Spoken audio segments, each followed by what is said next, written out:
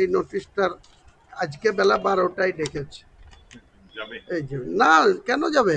আমি তো বলেছি চুপচাপ বাড়িতে থাকো। যে এই মুহূর্তে দিদির তরফ থেকে একটু হুমায়ুন কবিরকে ঝামেলায় ফেলা দরকার, সেই জন্য পুলিশ যাচ্ছে। ভরতপুরের সাসপেন্ডেড তৃণমূল বিধায়ক আমজনতা উন্নয়ন পার্টির চেয়ারম্যান হুমায়ুন কবিরের স্ত্রীকে ভোটের মুখে এবার থানায় তলব। এর আগে ভূমি রাজস্ব দপ্তরের তরফে জলা জমি বুঝিয়ে বাড়ি তৈরির অভিযোগে নোটিশ দেওয়া হয়েছিল, আর এবার থানায় তলব করল পুলিশ। শক্তিপুর থানায় বুধবার বেলা 12টায় হাজিরার নির্দেশ দেওয়া হয়েছিল হুমায়ুন কবিরের স্ত্রীকে। যদিও সাংবাদিক বৈঠকে হুমায়ুন কবির কি বলেছেন এদিন? না, কেন যাবে? আমি তো বলেছি চুপচাপ বাড়িতে থাকো। তাছাড়া আবার কি আমাকে চাপে রাখার জন্য? রাজনৈতিকভাবে মোকাবেলা করতে পারছে না। মুর্শিদাবাদ জেলায় হুমায়ুন কবিরকে অপ্রাসঙ্গিক করে দেবো এটা ভেবেছিল। এখন হুমায়ুন কবিরের যে প্রক্রিয়া শুরু হয়েছে রাজনৈতিক, তাতে ট্যাবলেট খেয়ে ঘুমাতে হচ্ছে ভাইপুকে, পিসিকে।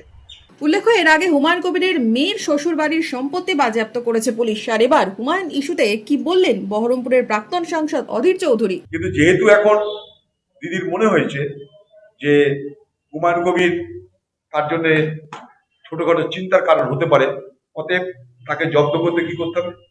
বাড়িতে হামলা করো, সম্পত্তি ক্রোপ করো, তার জামাইকে মিথ্যা কেসে ভয় দেখাও। Bureau report, Madhyabanga news. Manmohini health care, স্বাস্থ্য সেবায় অটুট শ্রেষ্ঠত্বের শিরোপা। জেলায় প্রথম robotic knee replacement, cardiology with cath lab, neurosurgery, specialised trauma unit থেকে স্পাইন ট্রেন, একগুচ্ছ পরিষেবায় নিয়োজিত। Manmohini health care, quality care with personal touch, Baharampur শিল্প তালুক।